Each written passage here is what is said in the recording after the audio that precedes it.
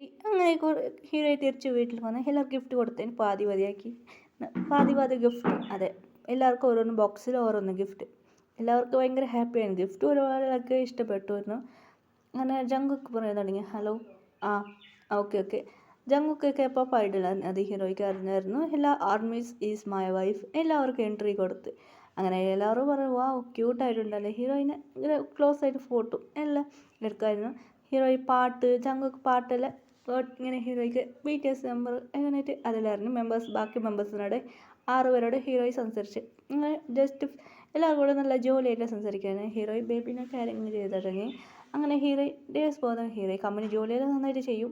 ഹീറോയി front പറയായിരുന്നു, മച്ചി company കാര്യം company എന്നെ നോക്കാൻ മാറുന്നത് ജങ്കുക്ക്. അങ്ങനെ ഹീറോയിൻ നന്നായിട്ട് ജോലിയെല്ലാം ചെയ്ത് ടയർഡായി വീട്ടിലേക്ക് വന്നു. ഇപ്പോൾ ഡേയ്സ് പോകാൻ തുടങ്ങി. ഹീറോയി വോമിറ്റ് ചെയ്യാൻ തുടങ്ങി. അവിടെ ബുത്തൊന്ന് വാങ്ങി കിച്ചണിൽ എന്ത് ഫുഡ് ഇന്ത്യ ഫുഡ് ചെയ്ത് അതിൽ വെച്ച് തണ്ണി കുടിക്കാൻ ഹീറോയി പോയിരുന്നു. മയത്തു വന്ന് മയങ്ങി. ജങ്കുക്കിനും മമ്മി ഒരു കിച്ചണിലുണ്ടായിരുന്നു. എത്ര റിയ റിയ അയ്യോ ഇവള് തൂക്കും. അങ്ങനെ കുറച്ച് ബോഡി ഗാർഡ് വിളിച്ചു. അങ്ങനെ ഹീറോയിനെ തൂക്കി ബോഡി ഗാർഡ് വിളിച്ചുകൊണ്ട് ഹോസ്പിറ്റലിൽ കൊണ്ടുപോയി ഹീറോയിനെ. അങ്ങനെ ഹോസ്പിറ്റലിൽ ചെക്ക് ചെയ്ത് നോക്കുക, കൺഗ്രസ് ഇവരുടെ ഹസ്ബൻഡ് ഇവിടെ, അത് എൻ്റെ മകനാണ്. ഓ നിങ്ങൾ മറുമോൾ പ്രഗ്നൻ്റാണെന്ന് പറഞ്ഞ ഡോക്ടർ. കൺഗ്രസ് എന്ന്. ജങ്കുക്കിന് അമ്മയൊക്കെ ഡാഡിക്ക് സന്തോഷമായി. അങ്ങനെ ജങ്കുക്ക് കോൾ ചെയ്യും. ജങ്ക് ഫോൺ എടുക്കില്ല. അച്ഛൻ നമുക്ക് ടെൻഷനായി.